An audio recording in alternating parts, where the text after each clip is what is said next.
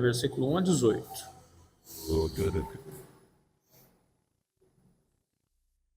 Diz assim a palavra de Deus: No princípio era o Verbo, e o Verbo estava com Deus, e o Verbo era Deus. Ele estava no princípio com Deus. Todas as coisas foram feitas por ele, e sem ele nada do que foi feito se fez. Nele estava a vida, e a vida era a luz dos homens. E a luz resplandece nas trevas, e as trevas não a compreenderam. Houve um homem enviado de Deus, cujo nome era João.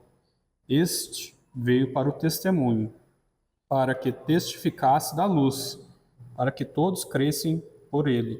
Não era a luz, mas para que testificasse da luz. Ali estava a luz verdadeira, que ilumina todo homem que vem ao mundo. Estava no mundo, e o mundo foi feito por ele, e o mundo não o conheceu.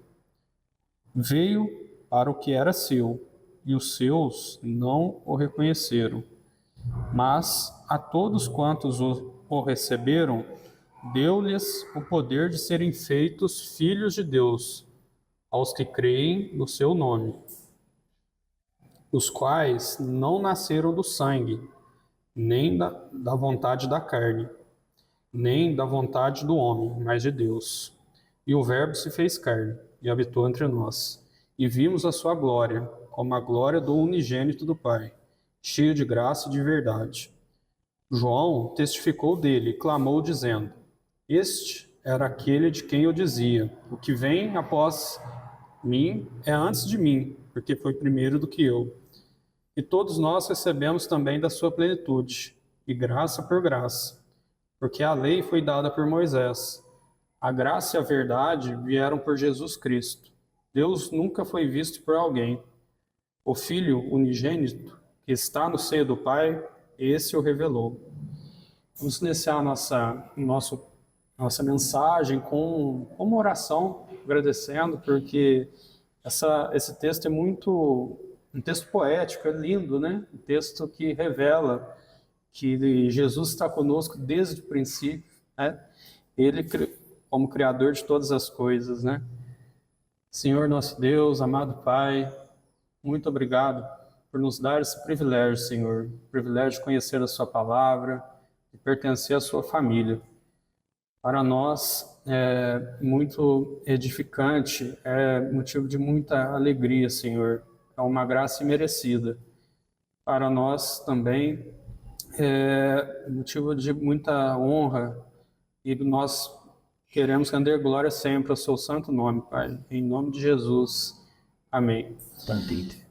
No culto passado, o André trouxe uma mensagem sobre a genealogia de Cristo, né?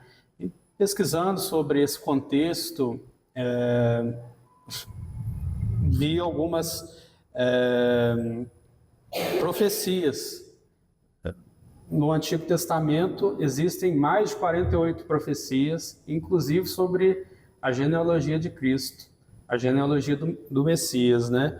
E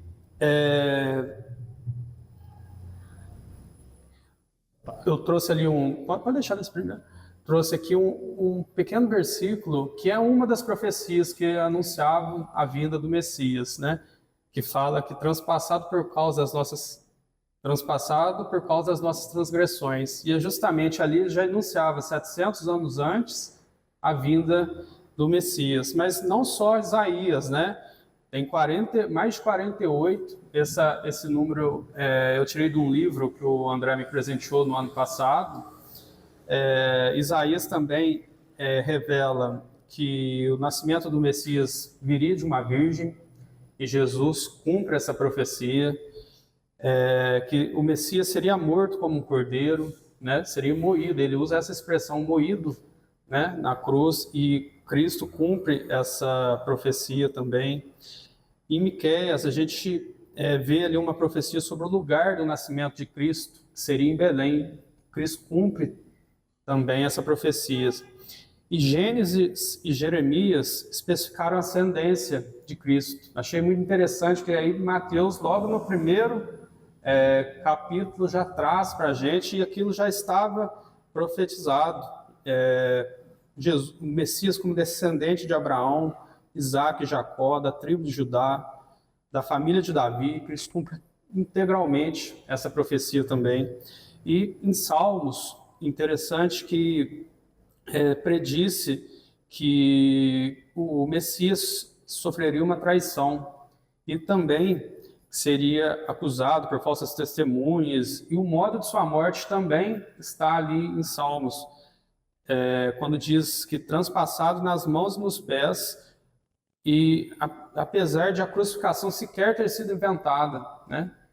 Nem existia crucificação naquela época que os salmos foram escritos, e já foi previsto, e Cristo cumpre isso, né? Então, Jesus, nosso Senhor Salvador, cumpre todas as profecias do Antigo Testamento. Tudo apontava para ele cumpre integralmente. E assim como ele cumpriu, remiu nossos pecados, ele voltará, né? Essa é a nossa, temos que ter essa confiança, né, de que Cristo voltará para levar a sua igreja para a eternidade, né? E aqui nós vamos ver algumas características de Cristo com base no texto de João mesmo. Dentro do capítulo de João, fala que Cristo é o Cordeiro de Deus, que é uma passagem em que João Batista está batizando os seus seguidores, e quando Cristo, que era primo dele, né, eles eram parentes, ele não chama Cristo de primo ou faz qualquer alusão a qualquer outra expressão, mas ele diz que ao ver Cristo, né, ele fala: eis o Cordeiro de Deus que tira o pecado do mundo. João Batista, ele sabia que Jesus era o Senhor, e sabia também que somente Jesus poderia perdoar os pecados, né? Apagar os nossos pecados, apagar de forma definitiva, completa. E João Batista, ele tinha ciência disso, ele preparou o caminho para Jesus, ele pregava um batismo de arrependimento e de perdão para os pecados, e sua mensagem também encontra eco na profecia de Isaías, que descreve o Messias como um cordeiro, né? Mais uma profecia que foi cumprida ali, um cordeiro que carregaria os pecados do mundo. No contexto judaico, o cordeiro era um animal que era sacrificado durante a Páscoa e representava a libertação do povo da escravidão no Egito. E essa imagem de cordeiro, ele representa a capacidade de Jesus de oferecer libertação e reconciliação com Deus, sacrificando-se em nosso lugar. A obra redentora de Cristo é universal para toda a humanidade, é o Cordeiro que tira o pecado do mundo. E o João não disse que ele tira o pecado do mundo por um acaso, né? Não é o Cordeiro que tira o pecado de Israel ou dos amigos, não, é para todos, né? A família de Cristo é plural e tem lugar na família de Deus para todos, né? E efetivamente ele é o Cordeiro de Deus. E também Jesus é a água da vida, né? João 4,14 vai nos dizer: Jesus dizendo, né? Mas aquele que beber da água que eu lhe der nunca terá sede, porque a água que eu lhe der se fará nele uma fonte de água que salta para a vida eterna. Esse contexto foi naquela ilustração sobre a mulher samaritana, né? Que estava buscando ali água, e Jesus pediu que ela o servisse, né? Em troca, ele prometeu que faria fluir água em seu interior. Jesus ali se deparou com uma mulher que vivia um vazio existencial, né? E aquela mulher sofria muito por problemas amorosos, mas Jesus conhecia o problema dela. E ao dizer isso, eu imagino que aquela mulher tenha assim, ela tenha se assustado, né? Como que vai jorrar água em seu interior, né? E Jesus disse isso a ela porque a água da vida só é possível através dele, né? E muitas pessoas hoje em dia sofrem sofrem das mais diversos problemas psicológicos, familiares, mas não sabem que a solução está em Cristo, né? Para preencher esse vazio que é inerente. O ser humano sem Cristo, ele tem uma sede, mas que só Jesus pode saciar, né? E quando entregamos as nossas vidas a Jesus, passamos a ser saciados com a sua água, com a verdadeira água que nos satisfaz. Nenhum prazer ou qualquer outra coisa mundana pode preencher a nossa vida, né? E a não ser Cristo. E a promessa de Jesus de que essa água, quem bebe dessa água nunca mais terá sede, aponta para nós uma satisfação espiritual profunda do que qualquer outra fonte física poderia oferecer. E ao dizer que ele é a água da vida, ele está destacando também da universalidade, da entrega dele por todos. A oferta de salvação estende-se para além de qualquer limite étnico, cultural, né? Cristo veio para todos, só ele tem a capacidade de saciar. E nós, vendo hoje nossos jovens, nossa sociedade, né, cada vez mais entregues ao mundo e vivendo um vazio existencial, né, buscam nos prazeres mundanos saciar suas... Mas isso não será possível, né, porque só Cristo tem esse poder, né? Jesus é a água da vida, efetivamente. E também Jesus é o pão da vida. Em João 6,35, Jesus diz assim: eu sou o pão da vida. Aquele que vem a mim não terá fome, e quem crê em mim nunca terá sede. Nesse contexto, Jesus havia acabado de multiplicar os pães no deserto, e a multidão seguia em busca dele para que ele fizesse mais milagres, chegaram a fazer um pedido para ele que fizesse chover pão do céu, como aconteceu com o povo no Êxodo. E Jesus deixa claro para eles que o verdadeiro pão vem do céu para salvar o mundo não somente da fome, mas da perdição, né? Então, quando as pessoas pediram esse pão espiritual, Jesus se apresenta: eu sou o pão da vida, né? A fome é triste, quem está com fome não consegue pensar em outra coisa. O pão também é um alimento essencial. Do mesmo modo que ninguém pode viver sem pão, também não podemos viver sem Jesus. Jesus, ao se declarar pão da vida, ele está afirmando para nós a sua própria divindade, né? E a capacidade de satisfazer todas as nossas necessidades, as necessidades do nosso coração.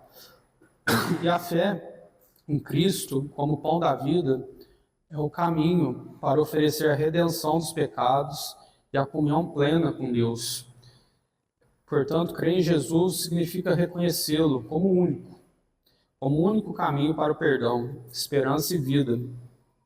A fome que Jesus promete saciar não é a fome apenas física, mas é espiritual. E essa fome espiritual, todos nós estamos sujeitos e temos que alimentá-la a cada dia, através da palavra, através da meditação sobre a palavra. Temos que buscar insaciavelmente preencher o nosso coração e desse alimento espiritual que Cristo nos dá gratuitamente, né? Basta nós querermos, né? E Jesus é verdadeiramente o pão da vida. E também, além disso, é a luz do mundo, né? Quando em João 8,12, ele diz assim: falou-lhes, pois, Jesus outra vez, dizendo: eu sou a luz do mundo. Quem me segue não andará em trevas, mas terá a luz da vida. Outra coisa vital, efetivamente, para a vida é a luz. Não existe vida sem luz. A primeira coisa que Deus criou foi a luz e a separou das trevas. Viver na escuridão é estar em constante dúvida, medo. Por isso, Jesus diz que ilumina nossas vidas. Toda incerteza e temor são transformados em convicção e confiança quando estamos com Jesus, que também nos faz ser uma luz do mundo, né? ao recebermos essa luz que é Cristo, nós temos que levar, né? Temos que levar isso para o nosso meio, fazer quem está na escuridão também conhecer dessa luz, desse alimento espiritual, né? E a declaração "Eu sou a luz do mundo", ela ainda tem esse viés de enfatizar a exclusividade e a suficiência de Cristo como Salvador. A luz da vida não é um conhecimento espiritual, mas a experiência transformadora da vida em comunhão com Deus, caracterizada por amor, justiça, paz, perdão. São tudo aquilo que nós precisamos levar para os nossos dia a dia, nossos familiares, né? E Jesus também é a porta, da vida, né?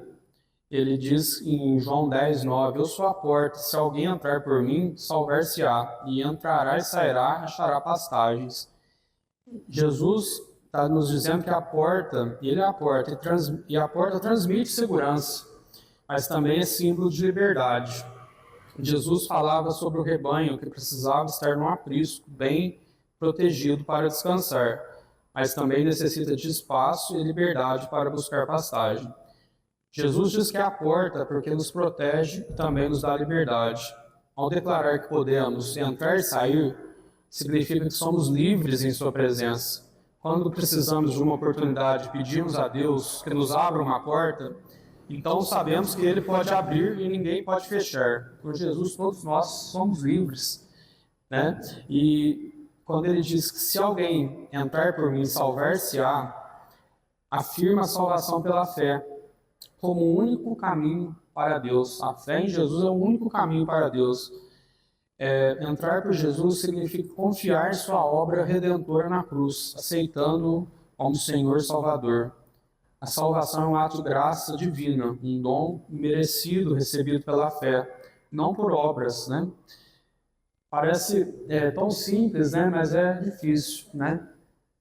Jesus é a porta, é o caminho, a verdade e a vida, mas a porta é estreita, né? Não é para todos, requer renúncia, requer abandono das velhas práticas, né?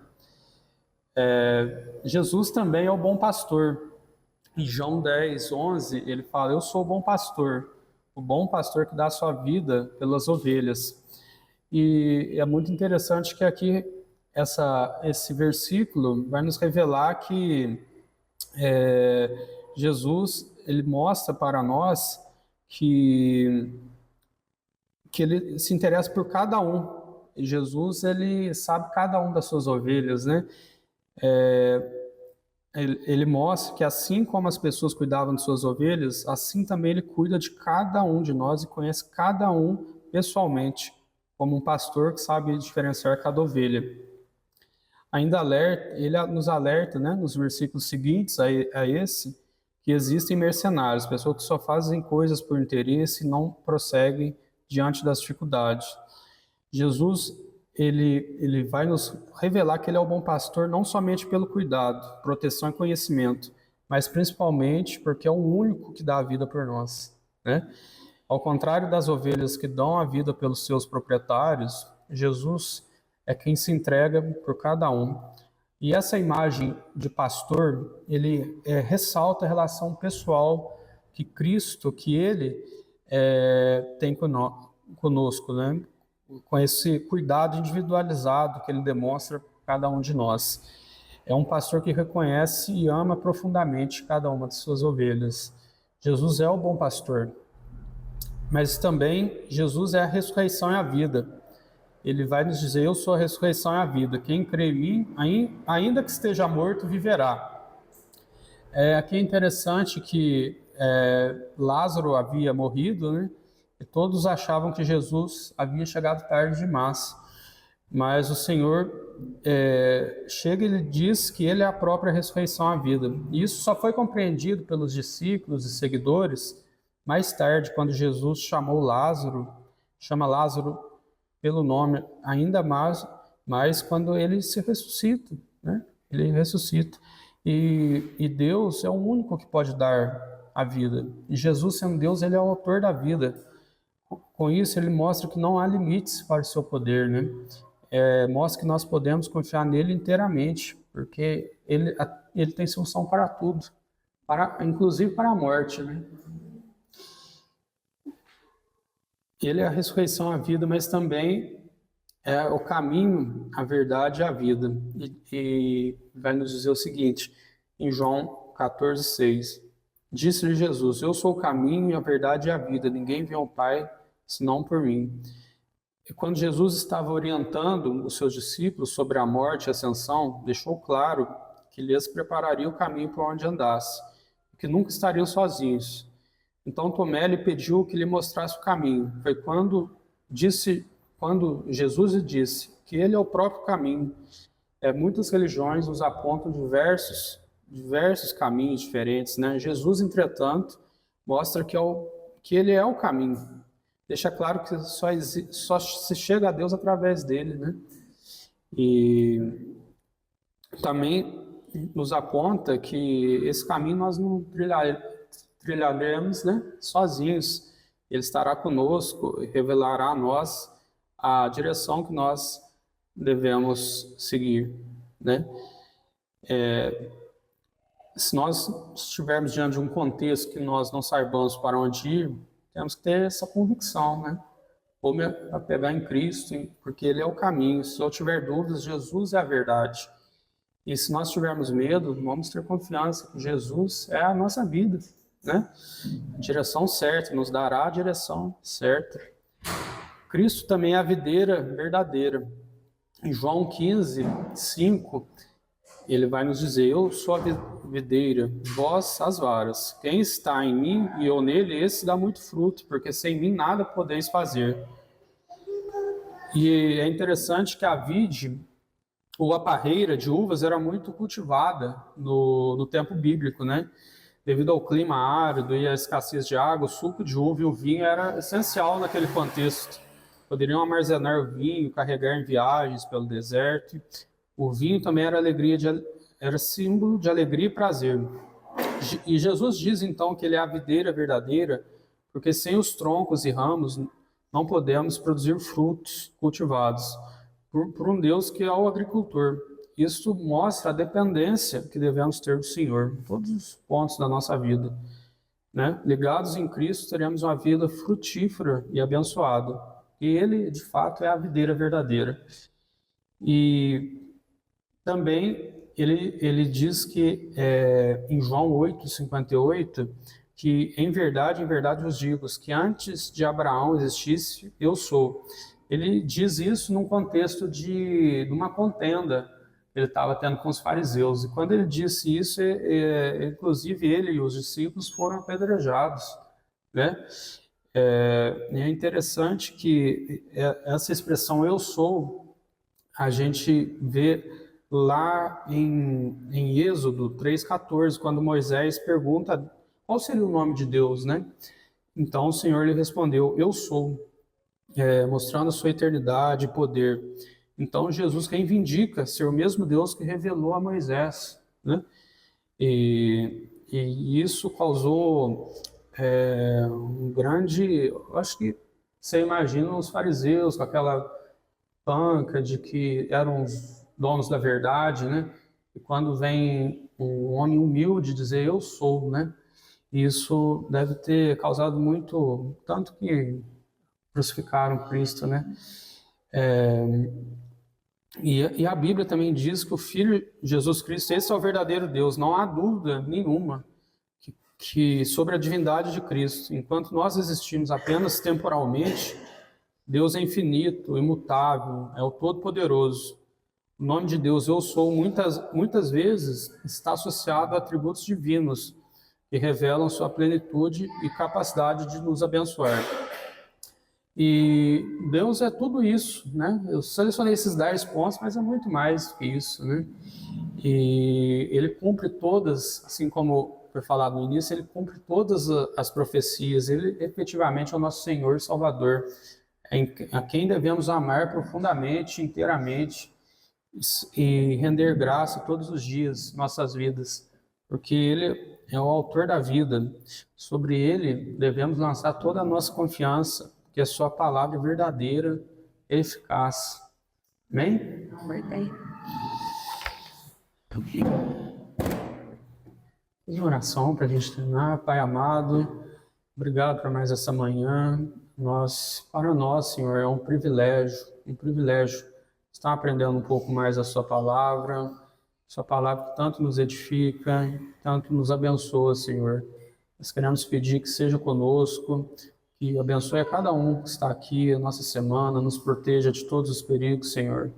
Nós confiamos porque o Senhor é o nosso único e suficiente Salvador. A Ti entregamos todas as nossas preocupações, sabendo que o Senhor está conosco, Pai. O Senhor é o caminho, a verdade e a vida, e nós cremos nisso. Verdadeiramente, é em nome de Jesus, Pai, que nós oramos e agradecemos. Amém.